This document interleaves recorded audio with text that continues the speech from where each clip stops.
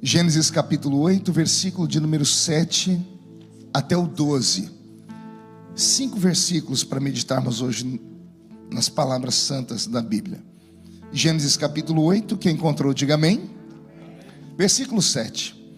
E soltou um corvo que saiu, indo e voltando até que as águas secaram de sobre a terra. Depois soltou uma pomba, a ver se as águas tinham minguado de sobre a face da terra. A pomba, porém, não achou repouso para a planta do seu pé e voltou a ele para a arca, porque as águas estavam sobre a face de toda a terra, e ele estendeu a sua mão e tomou-a e colocou-a consigo na arca. E esperou ainda outros 7 dias, e tornou a enviar a pomba para fora da arca. E a pomba voltou a ele sobre a tarde, e eis que arrancada uma folha de oliveira no seu bico, e conheceu Noé que as águas tinham minguado sobre a terra. E então esperou ainda outros 7 dias, enviou fora a pomba, mas ela não tornou mais a ele. Amém aqui? Segundo texto da Bíblia, primeira epístola do apóstolo São João, lá do lado do Apocalipse. Primeira epístola do apóstolo São João, o capítulo de número 5 e o versículo de número 7. Epístola ou encíclica do apóstolo São João, discípulo a quem Jesus amava, capítulo de número 5, versículo de número 7. Está escrito aí: porque 3 são os que testificam no céu: o Pai, a Palavra e o Espírito Santo, e estes 3 são um. Vou ler de novo. Porque 3 são os que testificam no céu: o Pai, a Palavra e o Espírito Santo, e esses 3 são um. Feche a Bíblia, incline a sua cabeça. Pai, nós te exaltamos, te glorificamos e entendemos que dentro de alguns minutos este santuário ficará pequeno para o tamanho da glória que o Senhor vai mandar sobre nós. Os que vieram tristes saltarão de alegria nessa noite. Os que vieram se arrastando voltarão para casa voando nas asas de um novo tempo. E antes que eu comece a revelar os seus segredos e seus mistérios, cerque esta igreja com a sua glória, e num raio de 5 quilômetros onde houver um demônio alojado, eu dou a esses demônios segundos para sumirem de Deerfield, porque se não sumirem, serão queimados pelo poder da sua glória, que aqui será derramada. Rasgue o céu sobre nós, manda anjos de fogo descerem aqui, que estes anjos desçam trazendo brasas de fogo nas mãos, comecem a esparramar estas brasas entre nós, e onde houver um crente cheio do Espírito Santo, pega ele nesta noite, Jesus. É o que eu te peço agora e sempre. E toda a igreja diz: quem pode dar a Jesus uma salva de palmas? Que maravilha. Eu li 2 textos da Bíblia hoje que eles vão se encontrar. O primeiro está lá no Velho Testamento, logo no primeiro livro da Bíblia, no livro do Gênesis. E Gênesis significa começo, início. E o segundo texto na epístola do apóstolo São João, o homem a quem Jesus amava. Quando eu era jovenzinho na igreja, um dia eu cometi uma gafe, pastor Erasmo. Fui pregar numa igreja, num culto de mocidade, e eu arrastei João Batista para a ilha de Patmos, porque eu não sabia que tinha 2 João na Bíblia. Tem o João que é o apóstolo e o João que é o profeta. O profeta é aquele, a voz do que clama no deserto. É aquele que acabou com a sua cabeça cortada e colocada em uma bandeja de prata, a pedido de Salomé, filha de Herodias, que quando dançou para Herodes, Herodes disse: pede, eu te darei até metade do meu reino. A menina poderia ter ficado milionária naquele dia, e ao invés de pedir a metade do reino, ela disse: eu quero algo que vale mais do que a metade do reino. Eu quero a cabeça de um profeta, porque o profeta vale mais do que um reino inteiro de pé. Poucas pessoas dão valor ao profeta, mas o profeta vale morto, vale mais do que um reino inteiro de pé. E que Deus ressuscite os profetas no nosso meio. Posso ouvir um amém por essa palavra? Pois bem, e eu não sabia que havia esses 2 Joãos na Bíblia. Depois me familiarizei mais e descobri que haviam esses dois Joãos tinham disparidades de personalidade, de temperamento e de contato com Jesus, chamado Cristo. Essa epístola que eu li do apóstolo São João, ela é pura revelação. João escreve ela quando ele tinha quase 90 anos de idade e era pastor na cidade de Éfeso. Ele termina o seu ministério ali e ele escreve para nós revelações sobre a eternidade.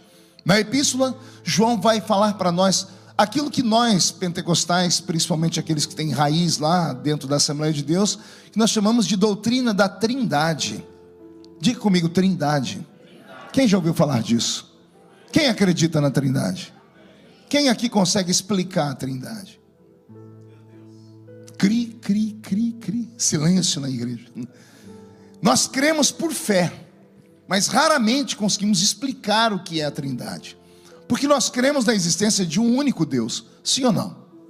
A nossa religião é uma religião monoteísta. Temos como pai Abraão. Abraão é pai das 3 maiores religiões do mundo, e são as 3 maiores religiões do mundo monoteístas, que é o Islã, o judaísmo e o cristianismo. Essas 3 religiões, elas têm nascimento com Abraão e herdam também a cultura de adorar um único Deus. Mas vem o cristianismo e fala para nós que mesmo Deus sendo uno, ele se divide em 3. E aí João vai criar a teologia. Ele diz: 3 são que testificam no céu: o Pai, a Palavra e o Espírito Santo. Vou repetir: o Pai, a Palavra e o Espírito Santo. Quem é a palavra? Porque a palavra aparece com um P maiúsculo ali. Não é a palavra escrita por um escritor. Esta palavra ali é aquela que o mesmo João escreveu no seu evangelho. No capítulo 1, ele começa o evangelho dele dizendo: no princípio era o Verbo. E o que é o Verbo? A palavra. Deus Pai é o construtor do universo, ou melhor, é o arquiteto do universo. Deus Filho, a palavra, é o construtor do universo. Deus Espírito Santo é aquele que colocou vida dentro do universo. Os 3 são um. Mas houve algum momento na eternidade que Deus, para nos abençoar, ele se dividiu em 3 e criou então uma história, uma das histórias mais belas de toda a humanidade. História que Dante Alighieri não escreveu porque não creu nela, mas os escritores da Bíblia acreditaram que em cada momento desse nosso planeta houve uma manifestação de uma entidade que nós chamamos de divindade, que nós chamamos de Deus. Ora como Deus Pai, ora como Deus Filho, ora como Deus Espírito Santo. E eles estão aqui nessa noite. Deus Filho não está aqui em corpo presente. Deus Pai também não está aqui em corpo presente. Quem está conosco é Deus o Espírito Santo. E Deus o Espírito Santo recebeu autorização para representar aqui nessa noite Deus Pai e Deus Filho. Então Deus Pai arquitetou um plano para esse povo que está aqui nessa noite. Deus Filho vai começar a construir esse plano, e Deus o Espírito Santo vai dar vida a esse plano que está dentro da sua vida para o ano de 2022. Alguém acredita nisso? Então dá um grito de glória a Deus mais alto aí. Pastor, o que João tem a ver com o livro do Gênesis, no capítulo 8 que o senhor leu? Eu li aqui uma das histórias mais lindas da Bíblia, que eu me lembro que era muito contada em escolinha bíblica dominical no Brasil. A história do voo de uma pomba. Na verdade, não um voo, mas 3 voos de uma mesma pomba. Não eram 3 pombinhas voando. É a mesma pombinha que Noé, o patriarca, depois que a terra foi atingida por um grande dilúvio, e depois que o dilúvio começa a secar, quando a arca para lá no Monte Ararat, a Bíblia diz que Moisés abriu a janela da arca. Abriu o que, igreja? Eu estudei sobre essa arca e eu fiquei apavorado. Viver lá dentro não era para qualquer um. Primeiro que a arca de Noé não era um barco. Ela não tinha formato de um barco, era uma caixa. Uma caixa retangular. Solta uma caixa retangular aqui no mar, aqui, você vai ver o que acontece com ela. Ela não tem habilidade, ela não vai para a esquerda nem para a direita. Não tinha leme a arca, porque Noé não sabia para onde ia. A arca era apenas para proteger. Quem estivesse lá dentro era protegido. Por isso que a arca é Jesus de Nazaré. Quem está dentro da arca? Então deixa eu dizer uma coisa para você: você está protegido. O problema é que você não sabe para onde vai. Porque quem está em Jesus é mais ou menos assim: você não sabe de onde vem nem para onde vai. É como o vento que sopra onde quer. Porque quem cuida da sua vida não é mais você, é Jesus que está com o controle da sua mão na mão dele. Pois bem, quando eu vejo Noé construir a arca aqui, pastor Erasmo, eu fico imaginando o que tinha ele na cabeça, né? Porque na verdade não saiu do coração dele, foi Deus quem mandou fazer. Deus deu a ele a metragem da arca, o tamanho da arca. E eu me lembro que o que eu conhecia da arca de Noé era só o que eu vi em filmes. E eu cansei de ver filmes onde a arca tinha 200 janelas, onde a arca era em forma de um barco mesmo. Ela tinha bico para frente, tinha bico para trás. Ela era em forma de uma abóbora por baixo, porque assim são feitos os barcos. Mas a arca de Noé não era nada disso, era um caixote. E ela não tinha várias janelas, tinha apenas uma janela. E a janela não ficava nas suas paredes, ficava no último andar da arca. E a janela tinha tamanho 50 centímetros quadrados. Era um côvado à esquerda, à frente, à direita e do outro lado. 50 centímetros quadrados. Era o único lugar aberto que tinha naquela arca. E quando Noé entrou lá dentro, e entrou ele, os animais, a Bíblia diz que Noé fechou a arca por dentro. Veio um anjo e fechou a arca por fora. Por que um anjo fecha a arca por fora, se Noé já tinha fechado a arca por dentro? Alguém já percebeu isso? Já leu isso na Bíblia? Você alguma vez meditou? Ora, se Noé trancou a arca por dentro, por que o anjo veio e trancou a arca por fora? Pergunte para mim, por quê, pastor? Porque quando a arca começa a navegar nas águas, quando chove por 40 dias, e todo mundo é alagado, e as pessoas começam a morrer afogadas, porque mesmo elas indo para o alto das maiores montanhas, as maiores montanhas foram alagadas. Noé era um ser humano e tinha sentimentos, e ele começou a ouvir grito de crianças, grito de bebês, grito de mulheres, parentes próximos a ele. As pessoas esmurravam a arca gritando: tem piedade, agora nós acreditamos, abre para nós entrar. E eu não duvido que Noé tenha tentado abrir a arca por dentro, mas Deus havia fechado a arca por fora. Aqui eu aprendo uma coisa que é tão ruim de falar: nós às vezes temos misericórdia de quem Deus não tem. Às vezes queremos abençoar alguém que Deus não quer que a pessoa seja abençoada, porque ela está debaixo de uma prova. Já aconteceu isso com você? Você quer fazer alguma coisa para a pessoa e trava tudo. Quando isso acontecer, não discuta, saiba que Deus está tratando com a pessoa. A porta que Deus fecha, o homem não abre, mas a porta que Deus abre também, não tem homem que feche. Amém por aqui? Uma vez eu fiz uma meditação, ela é até engraçada, porque eu sempre pergunto: se você vivesse nos dias de Noé, onde você gostaria de estar, dentro ou fora da arca? Quem gostaria de estar dentro? Levante a mão. Quem gostaria de estar do lado de fora? Levante a mão. Pois bem, e tem gente que não levanta a mão por nada. Você não queria existir naquela época, era isso. Mas eu fiz uma pergunta: você gostaria de estar dentro ou fora? Tem que escolher um lado. É claro que todos nós gostaríamos de estar lá dentro. Então quero te convidar a entrar dentro da arca comigo agora. Tem coragem? Então vem comigo para a arca. Acabamos de entrar na arca de Noé. E na verdade, o nome está errado, a arca não era dele. Aquela arca era de Deus. Pergunte para mim por quê. Se fosse de Noé, alguns bichinhos não tinham entrado ali dentro. A cobra não tinha entrado lá dentro.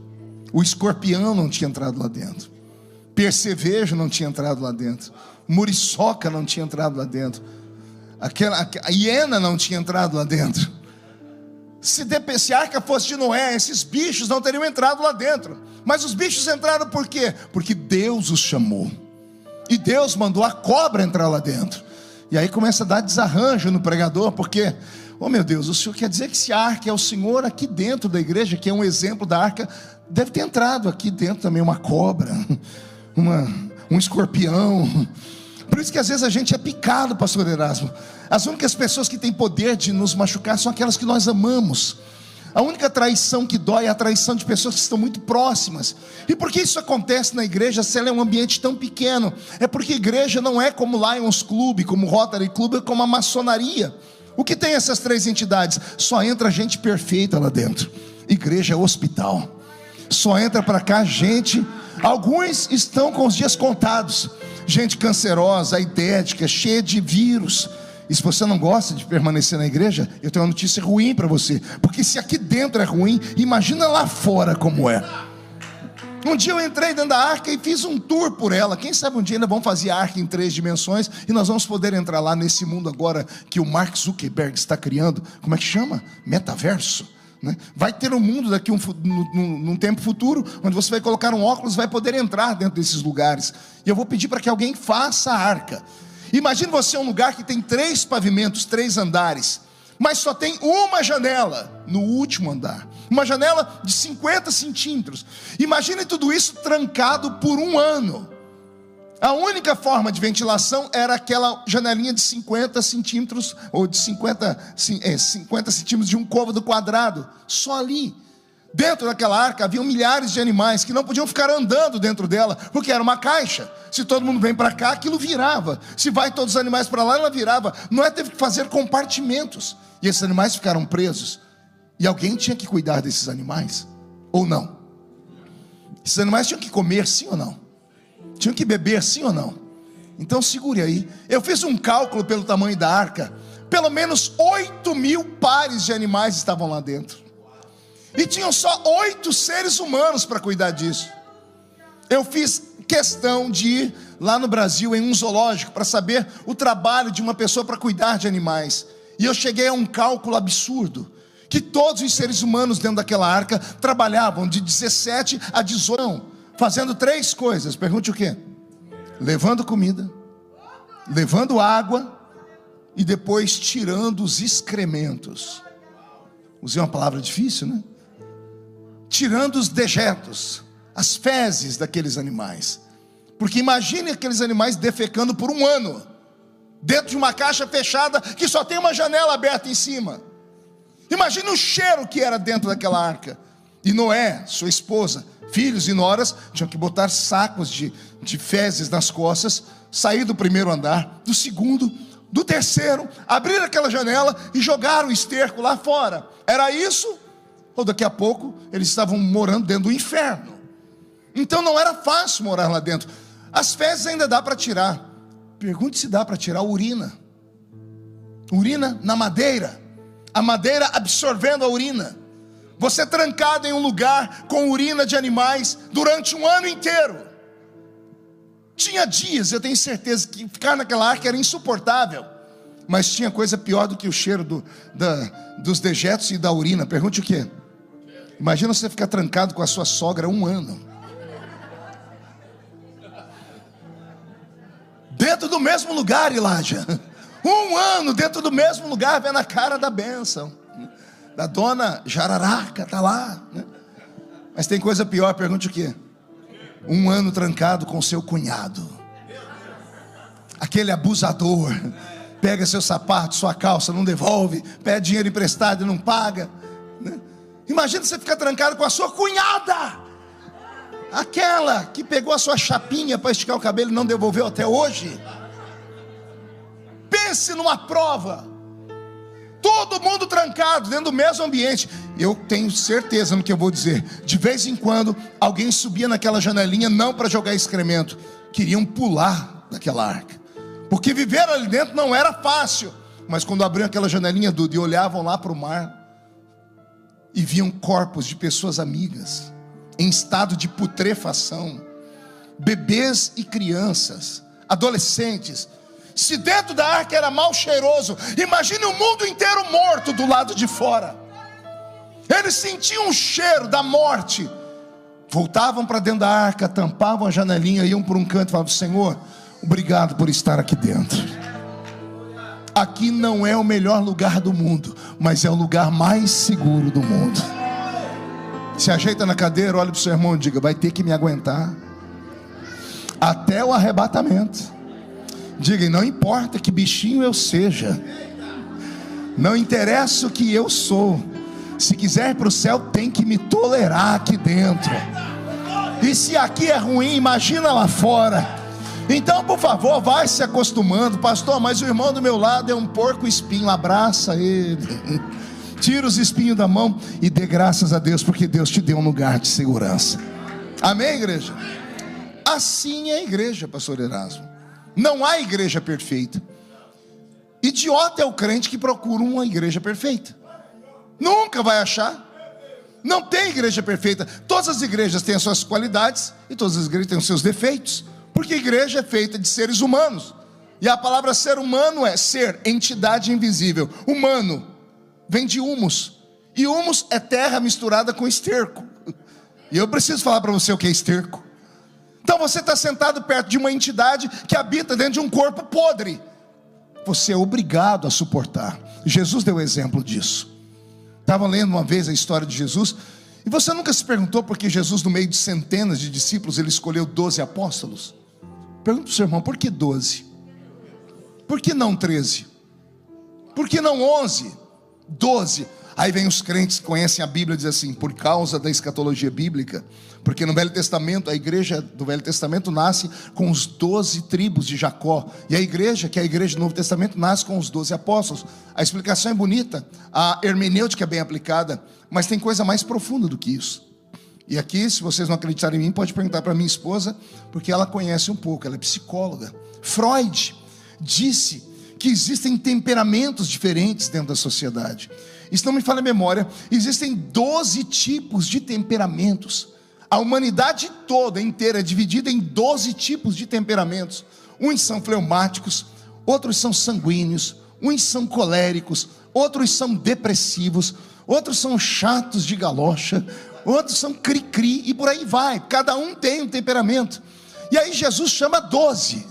Ele chama homens que têm temperamentos diferentes. Ele chama um Pedro que fala mais que o homem da cobra, e chama um Tomé que duvida de tudo, e chama um João que quando ora quer matar as pessoas só porque não receberam ele direito, e chama um Judas que é um revolucionário, e chama um Filipe que é um político nato que ganhou o judeu mais perfeito do seu tempo, que foi Natanael. Cada um dos discípulos de Jesus tinha um temperamento, e nos 12 estão o temperamento de toda a humanidade. Ele chamou até o Iscariotes. Foi a maneira de Jesus mandar um recado para nós. Pergunte qual? Não interessa o seu temperamento. Se cruzar o meu caminho, eu te uso. Se ouvir a minha voz, eu te trago para o meio. Se der atenção, eu te faço um ser humano poderoso. Mas se vier e não me deixar mudar a sua vida, você pode terminar os dias pendurado pelo pescoço, como o Iscariotes terminou. Ou você pode terminar os seus dias ascendendo, como Jesus fez com os demais apóstolos, porque eles tinham uma vocação divina. Jesus não perde nada e nem ninguém. Amém até aqui, igreja? Então é isso que nós temos dentro da Bíblia Sagrada. E a igreja é isso. A igreja é uma grande arca, e nós estamos aqui porque o Senhor nos chamou. Eu sei que às vezes eu, como pastor, o pastor Erasmo não, porque ele é mais equilibrado, mas às vezes eu estou lá no culto, eu dou uma olhadinha para a igreja, me dá uma vontade de mandar alguns irmãos embora da minha igreja. Dá vontade de falar, irmão, vai congregar em outro lugar, né? A pessoa passa o culto inteiro me provocando, me olhando com aquela cara, segura aí, né? Feia, parecendo que foi batizada num pote de vinagre. Eu estou aqui lutando, suando, trazendo o céu para a terra, e a pessoa está lá, abrindo a boca de sono. E ela vem dizer assim, não, pastor, é que eu não dou glória a Deus por qualquer coisa. Ah, coisa ruim. Quem foi que disse que você tem que ter coisas especiais para dar glória a Deus? Você deveria dar glória a Deus só por estar aqui dentro, só por fazer parte da arca, só por saber que o seu nome está escrito no livro da vida. Alguém tem o nome escrito no livro da vida aqui? Então reage, pelo amor de Deus. É assim que funciona. Eu me lembro que um dia, pastor Erasmo, eu conversei com um irmão. Ele foi meu cunhado que ganhou ele para Jesus, inclusive. E ele parou de ir na minha igreja. E ele veio falar comigo e disse, eu estou saindo aqui da igreja. Eu falei, amém, vai com Deus. E ele ficou bravo, acho que ele queria que eu falasse, não, fica, ou me explica. E eu, cansado, ele falou, você não vai nem perguntar porque eu estou indo embora? Eu falei, não. Ele falou, mas eu vou te falar. Eu falei, fala. Ele falou, eu vim congregar com você porque você é um Marco Feliciano. E quando você prega, o céu treme, a igreja gosta, você tem conhecimento, tem capacidade. Eu falei, e? Ele falou, e que você não fica aqui todo dia. E eu tenho que ouvir esses presbitinhos aí. Tem que ouvir aí esses diachos, né? Tem que ouvir esses crentes aí que só falam a mesma coisa todo dia. Arroz com feijão todo dia. Eu vim congregar porque você é o Marco Feliciano. Aí eu falei assim para ele, querido, respirei 3 vezes e xinguei ele, mas xinguei no idioma do crente, né? Falei, seu incircunciso, filho da Belial. E soltei mais uns montes, né? Falei para ele, deixa eu te dizer uma coisa, eu viajei bastante pelo mundo todo e comi de tudo nesse mundo. Tem comidas que eu comi que são verdadeiras iguarias, e só de pensar dá vontade de comer de novo. Mas se eu dependesse das iguarias para sobreviver, eu tinha morrido raquítico. O que sustenta a gente é o arroz e o feijão. Pegou aí? Não pegou? Vamos falar de novo. É bom ter um Marco Feliciano de vez em quando aqui na Generator. Quase saiu, quase, até o fim da vida eu vou conseguir. É lindo saber que terça-feira vai estar aqui o pastor Cláudio Duarte. É bom ouvir esses homens, mas não é isso que sustenta a igreja. O que sustenta a igreja são essas pessoas que fazem parte do corpo. É o louvor cantado aqui repetidamente. É o irmão dando testemunho, dizendo assim: fui limpar a casa do americano e ele me abençoou. É isso que sustenta a igreja, é o arroz com feijão. Então não abra mão do arroz com feijão. Não ignore o arroz com feijão. Pois bem, quando eu abro a Bíblia aqui em Gênesis, no capítulo 8, eu vejo uma pombinha fazendo 3 viagens. E há algo dentro de mim que me leva a uma adoração extravagante. Se fosse para ficar triste, Jesus teria nos mandado congregar no cemitério. Se fosse para ficarmos em silêncio, Ele não teria tirado a gente daquela igreja morta onde a gente congregava antes. Que você chegava na igreja, em cada parede estava a imagem dele morto e crucificado. Não tem como adorar a um Deus que está preso em uma cruz ensanguentado. Mas você entra aqui dentro, olha para as paredes, Ele não está mais na parede. Aí você pergunta para qualquer um aqui: onde está o seu Deus? Ele diz: Ele vive dentro de mim. Ele vive e reina para sempre. Ele até morreu, mas ressuscitou. Quem crê no Cristo que ressuscitou aqui? Deus é um Deus de movimento. Deus Pai na eternidade, sentado no seu trono, Ele, por amar-nos, se dividiu, como se houvessem 3 copos e Ele fosse essa água. E então Ele se divide no primeiro copo, o segundo e o terceiro. E Ele se divide em Pai, Filho e Espírito Santo. A princípio era apenas o Pai, porque Pai é o gerador, Pai é o paterno. Só pode ter um filho se houver um Pai. Então é o Pai que, por amar o universo, por amar o cosmos, Ele se divide em Filho e em Espírito Santo. Por que Ele fez isso? Porque Ele sabia que haveria uma trama, uma epopeia, uma grande história a ser construída, e precisaria que a humanidade o conhecesse na sua plenitude. E não daria para conhecer Deus na sua plenitude conhecendo apenas uma das suas faces. Então, de Gênesis até Malaquias, nós temos o império de Deus Pai. A pombinha saiu do céu e veio à terra procurando um coração para pousar, mas os corações estavam em águas profundas de sujeira, e Deus não conseguiu pousar. Deus tentou com Adão, e Adão pecou. Deus tentou com a geração de Adão, e Caim mata Abel. Deus tentou com os homens, e não conseguimos. Quem conhece um pouco de teologia antiga vai se lembrar que o Velho Testamento todo está separado em 5 dispensações: dispensação da inocência, consciência, governo humano, era patriarcal e lei. Coisas que os crentes modernos já não conhecem mais.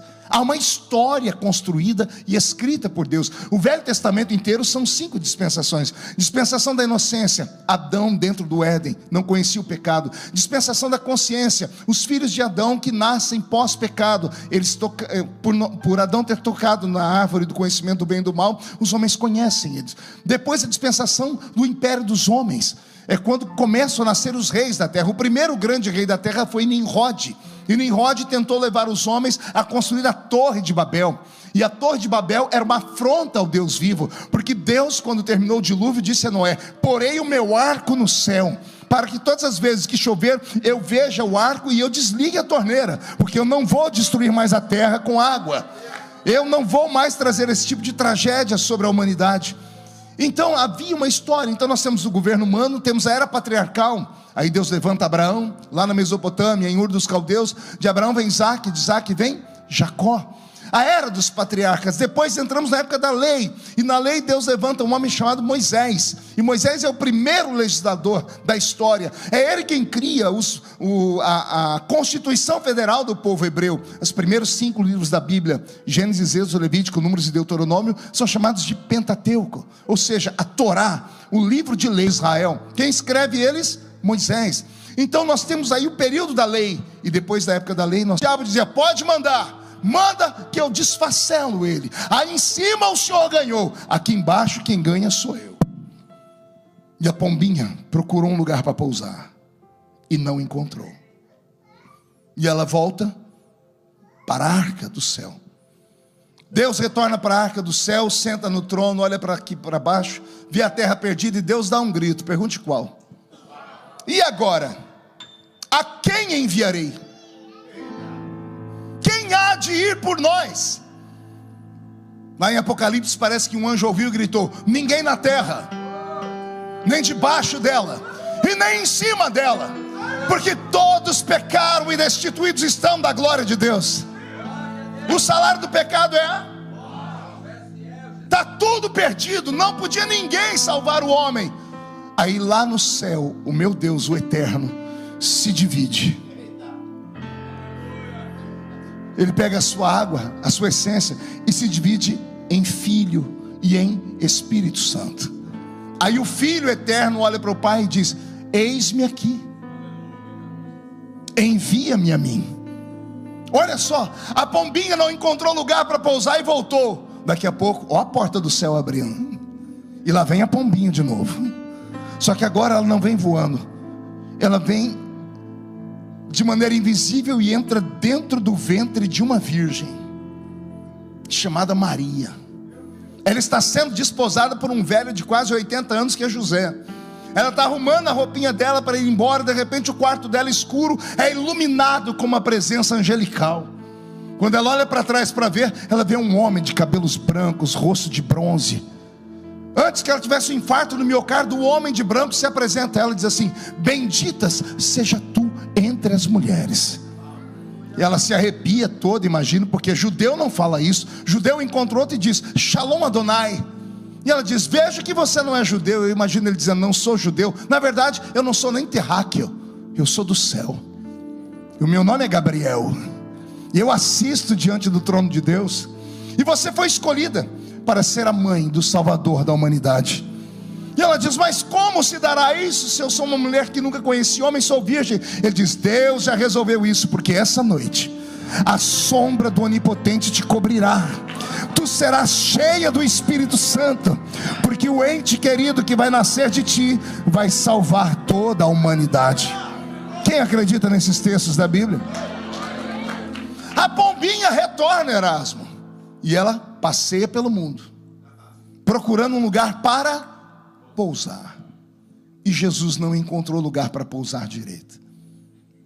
Ele multiplicou pães, peixes, ele curou cegos, paralíticos. E no dia em que crucificaram ele, estavam todos ali olhando para ele, e ninguém teve coragem de se revoltar para tirar ele da cruz. A pombinha foi crucificada. Pastor, e o que tem a ver essa história com a de Jesus, com a história de Noé? Simples. A segunda vez que Noé soltou a pombinha, ela foi, não tendo lugar para pousar, ela voltou, trazendo no bico um raminho de... Por que você acha que os nossos velhos pais assembleianos cantavam que Jesus era a oliveira verdadeira? E nós, jambuzeiros bravos que fomos nele enxertados. Ele não encontrou lugar para pousar eternamente, mas ele encontrou galhos. E esses galhos se tornaram em apóstolos. E esses apóstolos, depois que ele ressuscitou, deram a vida pelo Evangelho. O Evangelho foi crescendo. A pombinha retornou para o céu com a marca da oliveira. Alguém se lembra o último lugar que Jesus esteve antes da cruz? Um jardim chamado Getsemane. Getsemane, o jardim das oliveiras. A palavra Getsemane significa prensa de óleo. Foi ali que o fruto da oliveira foi exprimido. Isaías 53 diz que ele foi moído pelas nossas iniquidades. O castigo que nos traz a paz estava sobre ele. Fomos pelas suas pisaduras curados, porque ele foi exprimido naquele lugar. E quando o suco da oliveira é exprimido, o primeiro óleo que sai é entregue no altar. E aqui dá uma pregação que você nunca ouviu. A gente sempre fala do sangue derramado na cruz. Quem já ouviu pregações sobre o sangue derramado na cruz? Você já ouviu alguém pregar sobre o sangue derramado no Getsemane? Sabia que Jesus derramou sangue no Getsemane? A Bíblia diz que ele suou gotas de... Oh Jesus, Porque todas as vezes que se pegava o fruto da oliveira e espremiam ela, o primeiro suco, o primeiro óleo era tão puro que era entregue no altar como sacrifício. Espremiam até 4 vezes a mesma fruta. Na segunda vez, que já saiu um óleo menos puro, era usado para comer. Na terceira vez, o óleo era usado como remédio para curar. E por último, o óleo que sobrava era usado nas lamparinas. Tudo se aproveitava. Jesus foi espremido primeiro no Getsemane. O primeiro sangue que ele derramou não foi para nós, foi um sacrifício ao Deus vivo. Porque Deus conhece o que ele deixou escrito na palavra: só há remissão de pecados se houver derramamento de sangue. A pombinha retornou para o céu, retornou com as marcas da oliveira. Amém até aqui? De repente o céu se abre de novo, e lá vem a pombinha de novo. E agora o texto é bonito, eu tenho ele de cor na cabeça. Estavam todos reunidos no mesmo lugar, quando de repente veio do céu um som, como de um barulho forte e impetuoso, e encheu a casa onde estavam assentados. Foram vistos por eles línguas repartidas como que de fogo, as quais pousaram sobre cada um deles, e todos foram cheios do Espírito Santo, e começaram a falar em outras línguas, conforme o Espírito Santo lhes concedia que falassem. Aí a Bíblia vai dizer que a pombinha saiu pela terceira vez e não voltou mais. Está aqui conosco hoje. Não entendeu? Vou falar de novo. Deus Pai veio nas primeiras 5 dispensações: inocência, consciência, governo humano, era patriarcal e lei, e o homem não conseguiu dar a ele o seu coração. Deus Pai voltou para o céu. Veio Deus Filho, tentou o coração do homem e também não deu muito certo, mas ele voltou carregando as marcas da oliveira para o céu. E agora vem Deus e o Espírito Santo. E é tão interessante que quando Jesus foi batizado nas águas, o céu se abriu e o Espírito Santo desceu sobre ele em forma corpórea de uma pomba. Quando eu digo que esses textos da Bíblia não estão escritos de maneira aleatória, tudo se encaixa, porque a Bíblia não é um livro comum, é um livro poderoso, e nós precisamos conhecer isso, porque se você não conhece a sua essência, você não sabe quem você é. Isso aqui não é um livro de carochinha, é verdade. Aqui dentro tem 32.270 promessas de perdão, porque a única maneira que o diabo tem para te derrubar é te acusar, é falar sobre os seus míseros pecados. E para cada vez que ele te acusa, vem Jesus e diz: eu tenho 8.000 maneiras de perdoar os meus filhos. A pombinha não voltou para o céu, está aqui. E por que ela está aqui, pastor? Porque ela veio preparar a igreja, ela veio adornar a igreja, ela veio purificar a igreja. E a igreja está purificada? Quando eu falo purificação, não falo só de santidade, porque a vida inteira lá na igreja onde eu nasci, as pessoas só cuidavam da vida do exterior do crente. Falavam que o crente tinha que se portar como santo. A mulher de César não basta ser honesta, tem que parecer honesta. Todo mundo se preocupava com vestes. Até um dia que eu li um texto na Bíblia, e para todo mundo que eu pergunto, dá um nó na cabeça deles. Quem gosta de revelação aqui? Quem já leu a parábola das 10 virgens? Só 4 irmãos, o resto nem sabe o que é. As 10 virgens, quem já leu? Era meia-noite, estavam todas deitadas aguardando a vinda do noivo. À meia-noite ouviu-se um clamor: eis aí o noivo, sai ao seu encontro. A Bíblia diz que as 10 acordaram, mas só 5 tinham azeite suficiente na botija, porque era madrugada, e só com azeite na botija tinham fogo para encontrar o caminho no meio da escuridão. 5 virgens eram loucas, porque não tinham azeite suficiente. Por que loucas? Foram encontrar o noivo de madrugada e não levaram azeite suficiente, gastaram tudo que tinha. E elas pediram às outras: dê-nos do seu azeite. E as outras disseram: se dermos para vocês, vamos ficar sem, e nenhuma de nós vai acompanhar o noivo na escuridão. 5 foram com o noivo e 5 se perderam. Eu cresci a vida inteira ouvindo falar que isso falava do arrebatamento da igreja, que Jesus vai tocar a trombeta, a metade da igreja sobe, a outra metade não.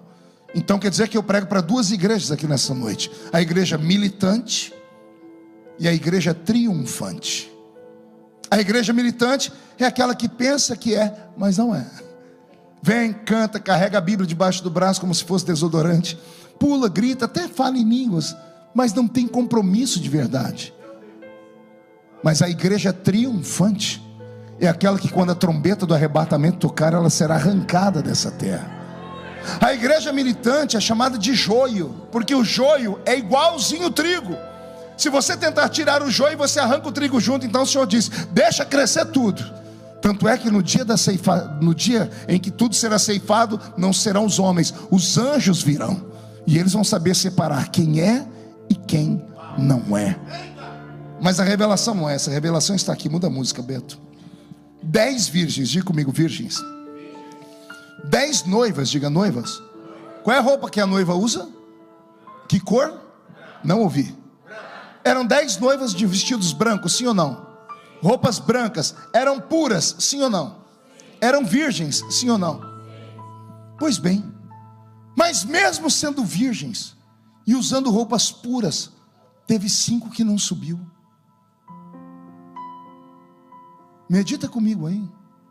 Isso aqui não é brincadeira. Porque a vida inteira me falaram: cuida da sua aparência, cuidado, porque senão tudo que você fez vai ser jogado no lixo e você não vai para o céu. Se você fizer isso, mais isso, menos isso, você vai para o céu. Se errar aqui, não vai para o céu. A igreja criou uma equação matemática para entrarmos no céu, e a igreja esqueceu do que está escrito na palavra. A salvação não vem de vós, para que vocês não se gloriem dela. A salvação não pode ser comprada. Não há nada que o homem possa fazer para ser salvo, a não ser acreditar que Jesus morreu na cruz do Calvário. Se a salvação pudesse, se o homem pudesse fazer qualquer coisa para ser salvo, Jesus não teria morrido na cruz do Calvário. Então a salvação não é pelo que você faz, é pelo que você crê. E eu creio que eu vou morar no céu. A pregação da igreja é carismática, e todo crente pentecostal é ensinado a buscar batismo com o Espírito Santo quando se converte. Você é batizado com o Espírito Santo? Por que eu não escutei você falar em línguas estranhas até agora? Ah, pastor, porque eu só falo quando eu sinto. E eu repito a pergunta que eu fiz agora há pouco: você tem que sentir o que para falar em línguas? O vento das asas de Miguel? Você quer sentir o que? Um calor subindo pelo pé, arrepio na nuca? Você não fala em línguas porque sente, você fala em línguas porque você recebeu as línguas. Você recebe o idioma para quê? Para falar o idioma. Mas eu vou falar com quem, pastor? Línguas não se fala com homens, se fala com Deus. Mas o que é que eu estou falando? A Bíblia Sagrada ensina: fala Deus, porque só Deus os entende. Porque em mistérios fala com Deus. Falar em línguas é como se você estivesse aqui nesse momento, você orou em línguas, você sai aqui da Church Generating, saiu, e você sai da terra e sobe até o trono de Deus, vai no ouvido de Deus e cochicha.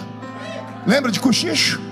Cochichar no ouvido de Deus. Ninguém sabe, porque ninguém escuta, porque ninguém entende, só Deus entende. Você tendo esse dispositivo na mão, fica aí com essa boca travada, essa boca de aço, essa língua de ferro, esse queixo de concreto. Se o Senhor te deu a habilidade de falar com Ele, fale com Ele. Traz o Espírito Santo para a sua vida. Isso, você vê o pastor Erasmo pular, gritar, porque ele foi ativado aqui dentro. Você tem que ser ativado. Olha para o seu irmão e diga: seja ativado. Ei, eu termino aqui dizendo que não basta estar ligado, tem que estar ligado e funcionando. Quem aqui tem televisão na sua casa? Você desliga a televisão e fica uma bolinha vermelha lá, não fica? Aquela bolinha vermelha diz que a televisão está ligada na energia, mas não está funcionando. Tem até um nome aquela bolinha: stand-by. Não é isso? Você está ligado, mas está em stand-by. Olha a cara dessa criatura aí do seu lado. Se eu olhar para você mais 2 minutos, eu saio correndo daqui. Será que a coisa está tão ruim assim na sua vida? Não, pastor, é porque eu não sou mais um crente menino. Deixa de conversa. Você sabe que você não sente mais o Espírito Santo, porque ele vem em forma de uma pombinha, e a pombinha não desce sobre coisa podre, não desce sobre sujeira, não desce sobre carniça. A pombinha não é como uma ave de rapina. Se fosse uma águia, ciscaria a morte, pegaria carne em estado de putrefação. A pombinha é a única ave que não tem fel no estômago. Sabia disso? Ela não tem aquele suco gástrico que as aves de rapina têm, porque as aves de rapina comem carne podre, comem ossos, e o suco gástrico derrete os ossos e a carne podre. A pombinha não. Por isso o Espírito Santo desceu em forma de uma pombinha. As pessoas perguntam: por que os milagres desapareceram? Simples, a pombinha não consegue pousar, não consegue descer, porque os corações estão perdidos. As pessoas vêm para a igreja com outras intenções. Alguns vêm para a igreja porque não tem um lugar melhor para ir.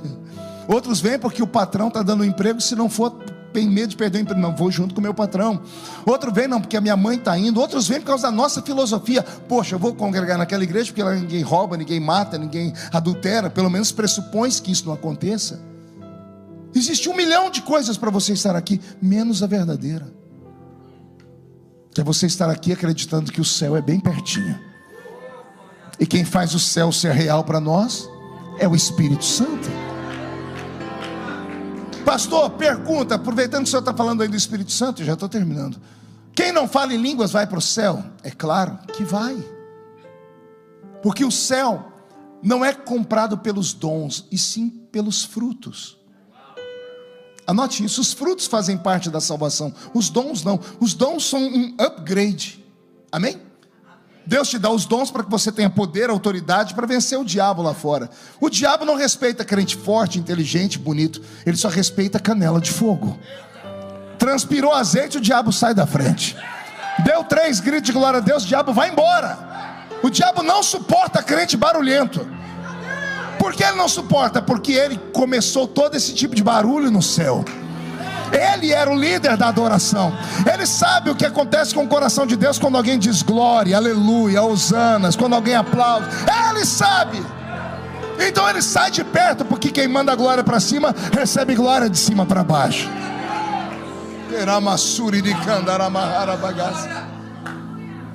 Pastor, se a pessoa vai para o céu sem falar em línguas, então eu estou muito bem. Está bem não. Quem, quando veio aqui para esse país, não falava uma palavra em inglês? Levante a mão para eu ver. Tem gente que não fala até hoje, né? Você vai num restaurante e alguém diz: pede esse prato. Aí você decora o prato. Chega lá, vem o garçom e diz: que você quer, mas em inglês. Aí você diz: eu quero isso, isso, isso. Aí o garçom fala, ele começa a falar um monte de coisa. Aí falou: travou tudo agora. Aí você fala: yes, é isso que eu... Você não consegue se comunicar com ele. Um brasileiro chegou aqui na Flórida uma vez, chegou numa padaria aqui e falou: tem café? O garçom disse: yes. Botou 10 xícaras de café. 10 xícaras. Mas o que é isso? 10 coffee. 10 cafés. A falta do diálogo, do idioma. Os batizados com o Espírito Santo, eles fazem, como é que se chama? Um estágio dentro da igreja para morar no céu. Entendeu? Não, vou falar de novo. Quem fala em línguas aqui, quando chegar no arrebatamento, quando entrar no céu, vai dizer assim: I am here. Eu sei tudo, porque já chega falando no idioma do céu. O culto pentecostal é uma preparação para morar lá dentro. Você não gosta de barulho, eu te respeito, mas você vai sofrer no céu. Você não gosta, não crê em profecia, em anjo, em língua estranha, não, isso é muito místico. Quando você entrar no céu, você vai se esconder uns 10 mil anos atrás das árvores de lá. Você vai olhar de cá, anjo de fogo, cavalo de fogo, gente falando em línguas. Você vai falar: onde eu estou? Você devia ter aprendido aqui. Aqui é um lugar da gente fazer um estágio. E como é que a gente aprende esse estágio? O Espírito Santo que está aqui dentro. O Espírito Santo não é só uma força, ele é uma pessoa. Permita ele pegar nas suas mãos essa noite, e vocês saírem por aquela porta juntos, e vai acontecer algo extraordinário na sua vida. Eu profetizo em nome de Jesus que 2022 será o ano da sua amizade com o Espírito Santo aqui na América do Norte. Por quê, pastor? Porque a pombinha veio e não voltou. Vou repetir: a pombinha está aqui, ela não voltou ainda. Pegue ela, faça amizade com ela, abrace ela, fale em línguas com ela, receba os dons dela, e a sua história será transformada. Vamos estar em pé.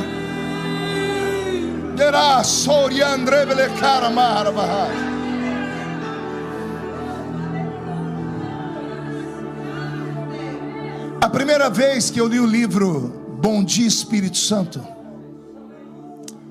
Good Morning, Holy Spirit, pastor Ben Hinn. Eu entrei dentro daquele livro e não queria sair mais, porque ele me apresentou o Espírito Santo de uma forma tão simples, como alguém íntimo, como alguém que é amigo, mesmo sendo ele o Deus Criador. Ele quer fazer amizade conosco. O pastor Benny disse que quando ele entrou dentro do carro com um amigo e foi com um grupo de crentes, acho que se não me falha a memória, para Pensilvânia, ouviram uma mulher pregar, a doutora Catherine Kuhlman. Ele disse que quando abriu a porta da igreja às 6 da manhã, ele saiu correndo para não ser atropelado, porque a igreja encheu de gente. E ele disse que quando a senhorita Kuhlman subiu o púlpito, entrou com ela uma atmosfera de glória. Ele disse que o ambiente mudou. Tem crentes que trazem o céu para a terra. Quem sabe Deus não vai fazer isso com você a partir de hoje. E ele disse que ele esperava uma pregação profunda, algo extraordinário, mas a dona Kuhlman não pregou muito naquele dia. Ele disse que quando ela chegou perto do púlpito, ela teve uma crise de choro. E ela dizia assim: não machuquem ele, porque ele é tudo que eu tenho. Ele é meu amigo, não entristeçam ele. Suas vidas de pecado afastam ele. Sua vida mundana faz ele desaparecer. Amem o Espírito Santo. E ele disse que ele estava no meio da multidão quando entrou uma corrente elétrica que pegou o corpo dele. Ele começou a tremer. Ele nunca conversou com aquela mulher. Terminou o culto, ele foi para casa. Ele era gago. Ele disse que ele foi dormir à noite. Aliás, dormiu à noite. Ele dormia numa beliche, segundo andar da cama, porque ninguém tinha paciência de conversar com ele. Quando ele acordou, ele sentou na cama, lembrou do que a senhorita Kuhlman disse: ele é uma pessoa. E o pastor Ben Hinn escreve que ele sentou na cama e gaguejando disse assim: good morning, Holy Spirit. Bom dia, Espírito Santo. E ele pulou da cama. Ele pulou e ficou caído no chão 8 horas. Ele disse que ele tentava levantar e ele ficou embriagado. Uma presença inundou o quarto dele. Ele disse que quando ele conseguiu sair do quarto, a mãe dele estava usando o Vecchio. É Vecchio, né? Que fala, estava aspirando. Ele passou perto dela, a mãe dele caiu no chão. Mas ela não caiu de forma violenta. Ela disse que ela caiu como uma pluma. E ela disse: o que é isso? Ele disse: é o meu novo amigo. O Holy Spirit está aqui. E de lá para cá vocês conhecem o que aconteceu na vida desse homem. O mesmo Espírito que teve lá está aqui, Erasmo. Alguns anos atrás, esse mesmo Espírito foi aqui em Pensacola, pertinho de vocês, e pegou um homem tatuado chamado Todd. E esse menino que foi filho de pastor e que se tornou um motoqueiro, tatuado até o nariz, quando voltou para Jesus, o pai dele tinha tanta dificuldade de lidar com ele na igreja tradicional, que ligou para um amigo, disse: recebe o meu filho aí, porque a igreja não aceita ele aqui. E o pastor recebeu, era mais liberal, e deu oportunidade para o tatuado pregar. E o tatuado fez amizade com o Espírito Santo. Estava marchando para Jesus aqui em Miami com o apóstolo Estevão e a bispa Sônia. E o Marquinho, um amigo meu, me ligou do Nextel, na época do Nextel: pastor, eu tive ontem em Pensacola. Eu disse: e aí? E aí, que é uma coisa fora do comum, 20 mil pessoas, um grupo de médicos em cima do púlpito. Uma mulher começou a gritar: estou vendo, estou vendo. Pegaram a mulher, correram com ela para o hospital, tiraram a radiografia, porque ela tinha uma prótese oca. E ele disse: na radiografia mostra que os nervos entraram dentro da prótese e cresceu um olho dentro dela. Milagres fora do normal. Quem é que provoca isso?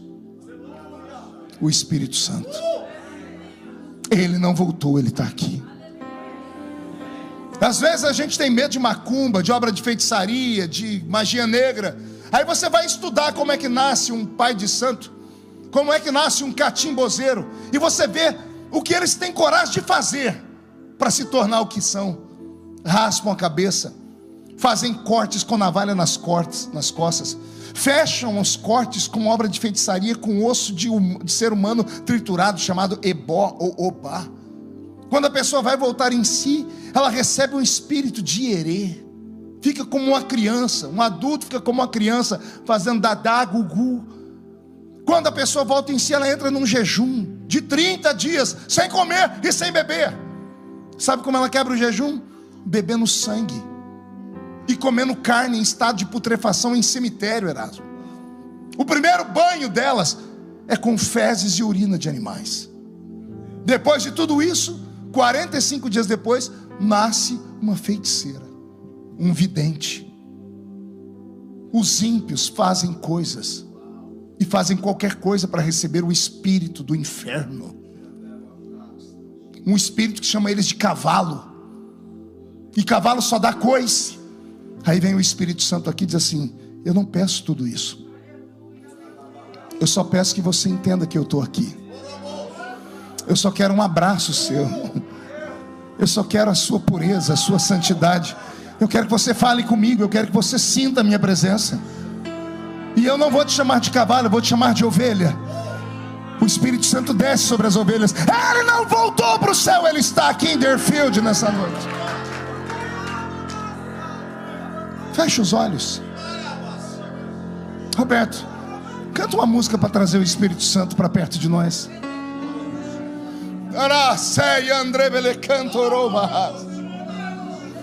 Tem pessoas se ajoelhando no meio da igreja. Tem pessoas olhando para a parede com as duas mãos no rosto. É isso.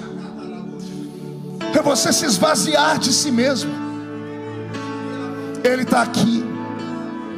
O Espírito Santo está aqui. Ele não voltou ainda, porque Ele quer ornamentar esta igreja com dons. Se há alguém batizado com o Espírito Santo, ore em línguas essa noite. Santo Espírito desce. Em nome de Jesus. Como profeta dessa noite, eu só posso trazer você até aqui. Eu te coloquei na beira do rio do avivamento. Saltar dentro do rio é uma escolha sua. Eu te apresentei o Espírito Santo. Como é que você acha que eu cheguei onde cheguei? Conhecimento humano? Não, sou um cortador de cana lá no interior de São Paulo, porque eu fiz amizade com o Espírito Santo. Ele é tudo que eu tenho, e Ele está aqui. Esse arrepio, essa vontade de chorar, coração acelerado, é Ele. Ele está fazendo uma vistoria aqui no meio. Ele está dizendo: eu estou aqui, aproveite a minha presença. Aproveite que eu estou aqui. Existe uma prateleira aqui com uma porta fechada. Só o Espírito Santo pode abrir essa prateleira. Lá estão dons do Espírito Santo: curar enfermos, interpretação de línguas, palavra do conhecimento, dons de operação de maravilhas, interpretação de línguas, discernimento de espírito, dom da fé. Ele pode distribuir isso no nosso meio. Mas primeiro você tem que pedir. Quem pede, recebe. Quem bate, a porta abre. Quem procura, acha.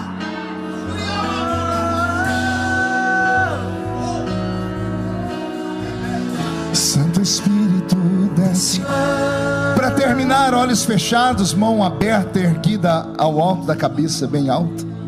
Diga comigo, em nome de Jesus: todos os demônios que lutaram contra a minha vida, contra a minha família, contra as minhas experiências, que roubaram os dons, a sensibilidade, as emoções, eu ordeno.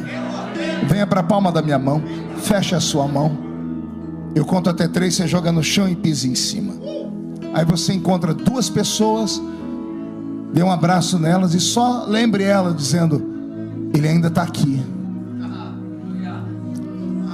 Pela 3ª vez, a porta da arca abriu a janela, a pombinha voou e não voltou mais, porque Ele está aqui. 1, você nunca mais será o mesmo. 1,5, sua família sentirá orgulho de você de novo.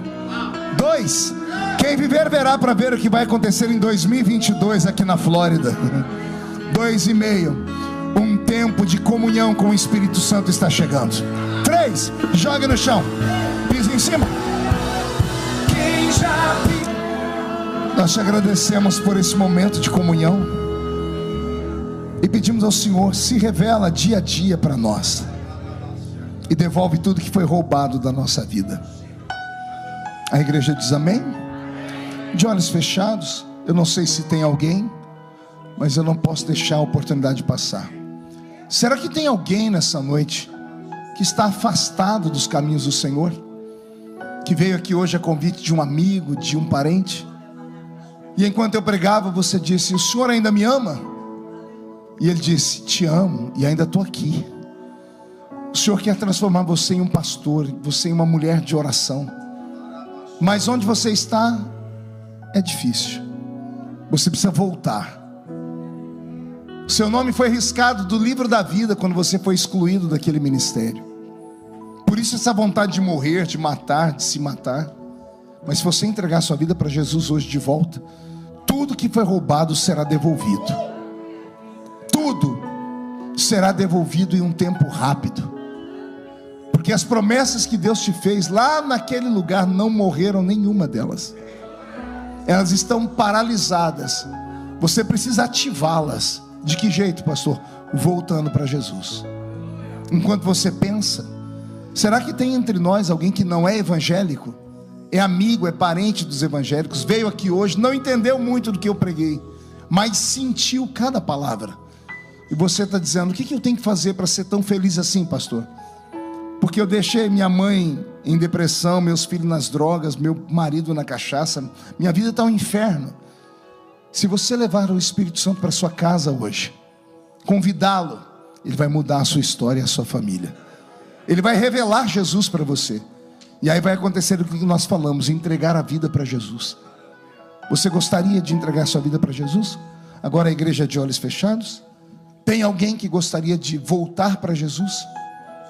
Tem alguém que está afastado e gostaria de Jesus ainda? Alguém que não é evangélico e gostaria de hoje conhecer Jesus? Tem alguém? A igreja de olhos fechados. Tem alguém? Eu não vou insistir muito, porque o meu Jesus não é mercadoria de camelô, viu? Ele é uma joia rara. Vai perder a chance?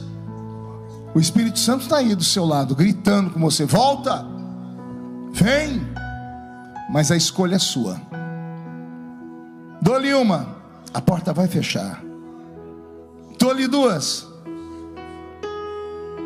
Senhor, nós te agradecemos por esse momento, e que o Senhor dê outras oportunidades às pessoas que aqui vieram. Que seja hoje o início de uma nova história, porque a palavra foi plantada e ela vai criar raiz, e vai crescer e vai germinar. E um tempo de paz e alegria vai dominar a vida deles, em nome de Jesus. E a igreja diz: os que podem dar uma salva de palmas a Jesus. Tome seu assento, por gentileza. Glória a Deus. Amém? Bora fazer uma vigília.